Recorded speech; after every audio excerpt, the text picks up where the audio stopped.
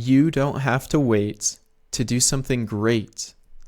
Maybe you don't know what your dream is, or maybe you're waiting until you're smarter, prettier, older, wealthier before you start living your dream. But I'm here to tell you that you already have everything you need to start pursuing your dream. Today I'm going to discuss some limiting beliefs that we tell ourselves that hold us back from living the dreams that we have. And I'm going to share some great stories that will inspire you to start living your dream without waiting. My name is Josh, and this is Engineering a Better Education. I want to start with a story from my own life of a mistake that I made and that I still make in a lot of ways. But this goes back to when I was in high school, and I was a big sports fan. The two main sports that I dedicated myself to were running and wrestling. And one of the biggest goals or dreams that I had was to become a state champion. And I told myself that in order to become a state champion, I had to do certain things first. And I didn't even realize this at the time, but I had invented fake milestones, so to speak, that I thought I had to achieve before I could achieve that goal of becoming a state champion. For example, in my brain, I thought that I needed to become a region champ before I could become a state champ. And there's this one wrestling tournament that I remember. This was a really big tournament. Honestly, it was a harder tournament to win than the state championship tournament because there were multiple states that went to it, and all of the different size schools and classifications were wrestling together. And my senior year, or my last year in high school, I was actually wrestling really well. It was my best year. And I was at this tournament, and for the first time, I made it to the second day. And there were only a handful of wrestlers that would make it to the second day, maybe like 16 out of 64, or 16 out of 32, depending on how many wrestlers showed up in your weight class. And I made it to the second day, and I just needed to win one, maybe two matches in order to place at this tournament. And they allowed up to 8 wrestlers to place. So I needed to win these 2 matches, and then I would make it into a placing round. And for some reason, I remember having my first match of day 2, and I was really happy that I had made it to the second day. And for some reason, I had this belief in my brain that that was good enough, that making it to the second day was good enough, and that my progress needed to for some reason follow these stepping stones, like making it to the second day was one milestone, and that was the best I could do at that tournament. And then at the next tournament, I would be able to place or something like that. And I didn't consciously think through this in my brain, but looking back, I realized that this is what I believed. And I didn't believe that I could win my first match of that second day. And looking back, I definitely could have. I definitely could have won that match. And I definitely could have placed at that tournament. In fact, I ended up beating the wrestler who I believe took 5th at the tournament. And so it was well within my ability to place in those top 8, to maybe place in those top 5. But in my brain, I thought that hitting the milestone of making it to the second day was all I could do, and that was good enough, and that somehow I needed to become better before I could then place at that tournament, and so on and so forth. And as I mentioned, I kind of had these same beliefs that if I wanted to become a state champion, first I had to become a region placer, then a region champ, then a state placer, then a state champion, and so on. And I actually ended up my senior year of high school getting one match away from becoming a state champion, and I lost that match. And sometimes I realized that I could have done better, and that really it was my own beliefs that were holding me back. It was the narrative that I was telling myself that I wasn't ready or I wasn't good enough to achieve this dream that I had dreamt about for years. And I think that a lot of people do the same thing. A lot of business owners, Maybe your goal is to make $1 million in a year, and you think that it's going to take a minimum of 5 years to get there, or before you can make $1 million in a year, you have to make 100,000 in a year, then 200,000 in a year, then 300,000. But the truth is, there's probably a more direct route to that goal than you realize. And it's not worth wasting time inventing these extra milestones for yourself, thinking that you have to do these things to prove to yourself that you're good enough to achieve the goal that you have. I want to tell you that you are already good enough to achieve and pursue the goal that you've set for yourself. And you don't have to wait. Even if you're not an adult yet, you can set a goal and start working toward that goal and that dream. I want to share an awesome story that I learned about recently. I learned about a high school student who is an engineer already, who is already doing research, who is already inventing things that have the potential to change the world and change lives. Her name is Mia Heller, and she's from Virginia, and she invented a water filter that filters out microplastics in a unique and novel way. If you can look her up online, she has a video on YouTube. Smithsonian wrote an article about her recently, and this is as of 2026. A few years ago, she read an article that explained what microplastics are and how they're potentially having a negative impact on our health, such as causing an increase in cancer rates, cardiovascular health problems, mental health issues, and so on and so forth. And in that same article, it said that the government was cutting some funding or support for efforts to filter microplastics out of our water. And that was really concerning to her. And her family actually bought an advanced filtration system that they were using at their home that was supposed to filter out some of these harmful microplastics.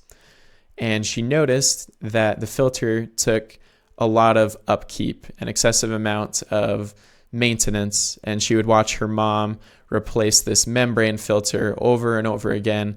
And to her, it seemed like a lot of work. And it seemed like there should be something better that doesn't require as much maintenance and upkeep. So during this time, she read more about microplastics and learned about the current filtration techniques that are being used, what is the state of the art for water filtration, and learned more about the problem. Then she innovated her own solution where she used a ferrofluid, which is a fluid that is magnetic. The particles are attracted to a magnet. And this ferrofluid that she used is actually able to bind to the microplastics in the water. So the idea is that by passing the water through this ferrofluid filter, the microplastics will bind to the ferrofluid, and then you can use a magnet to remove those ferrofluids that are bound to the microplastic and pull them out of the water. And the cool thing about this is that it doesn't use a membrane, which is the component that she watched her mom replace over and over that seemed very high maintenance and that was taking a lot of upkeep.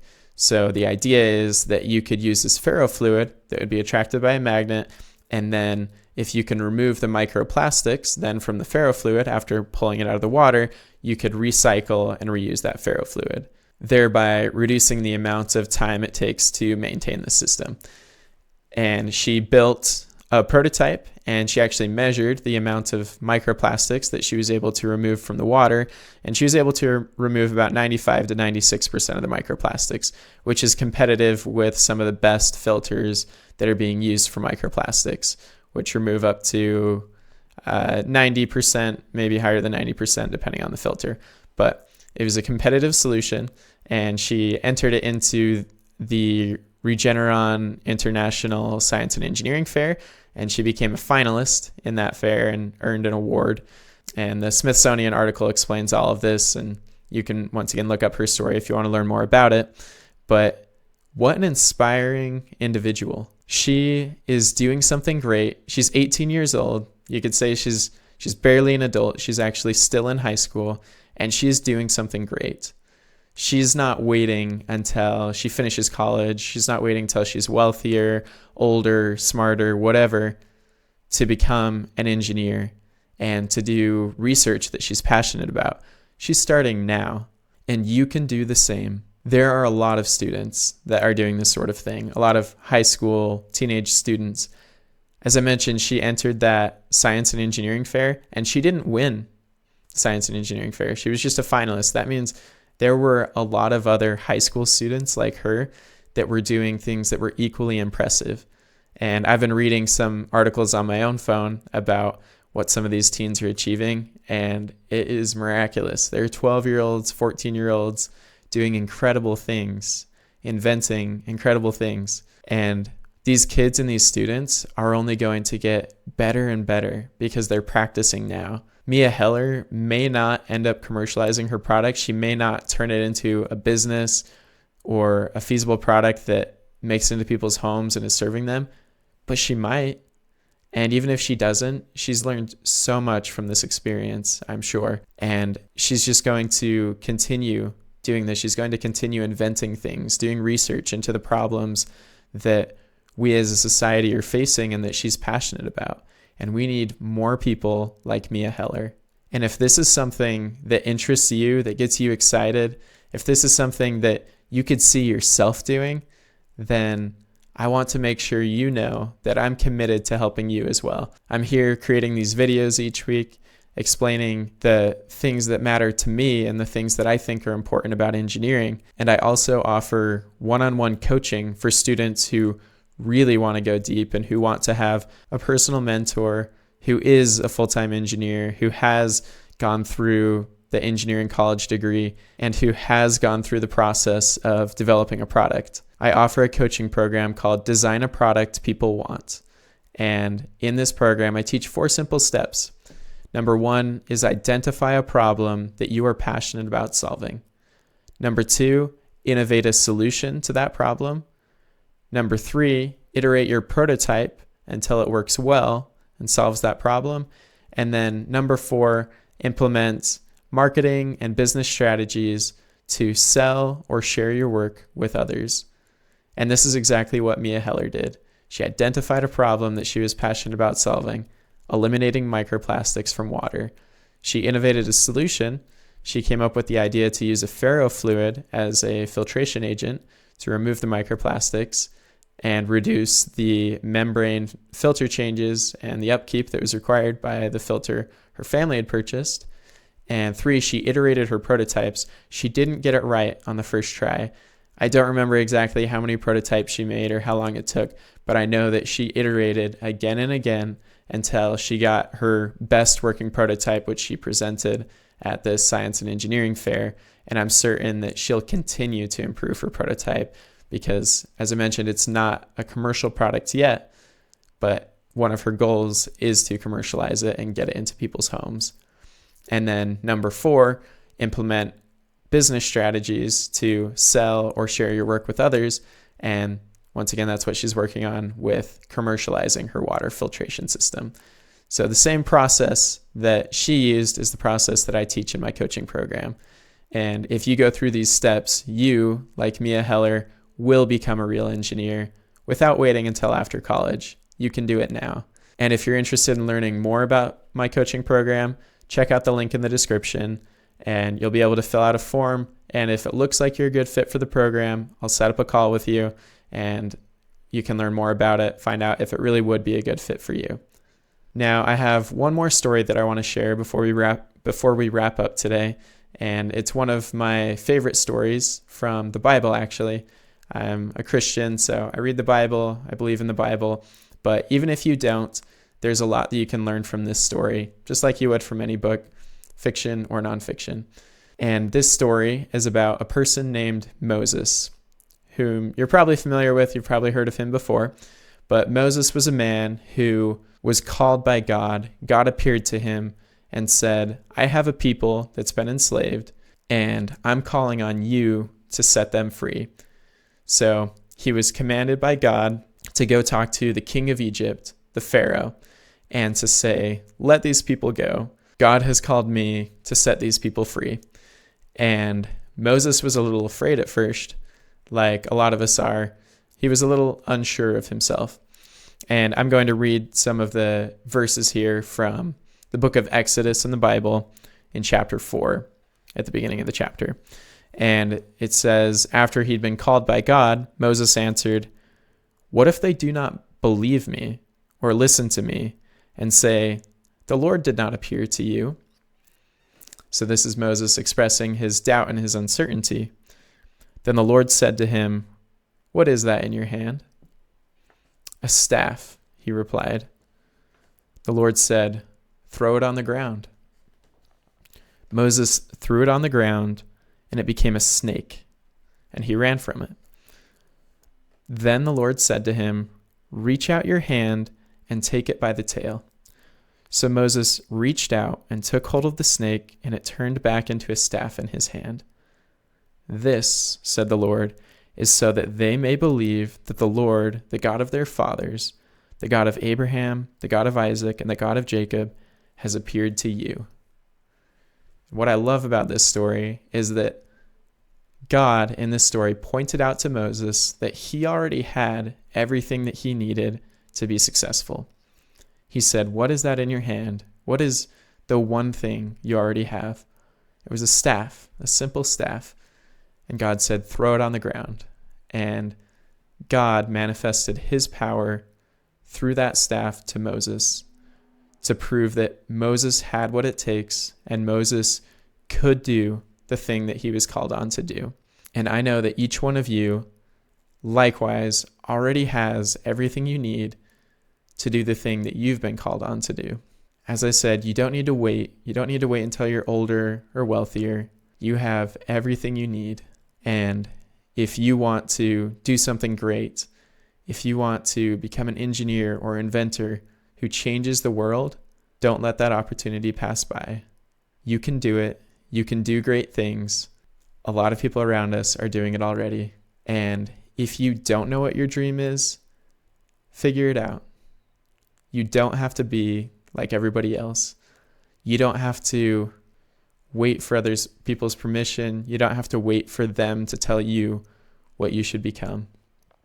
Because if you're not deciding that for yourself, you're just going to be an object for other people to act on, for other people to use in achieving the things they want.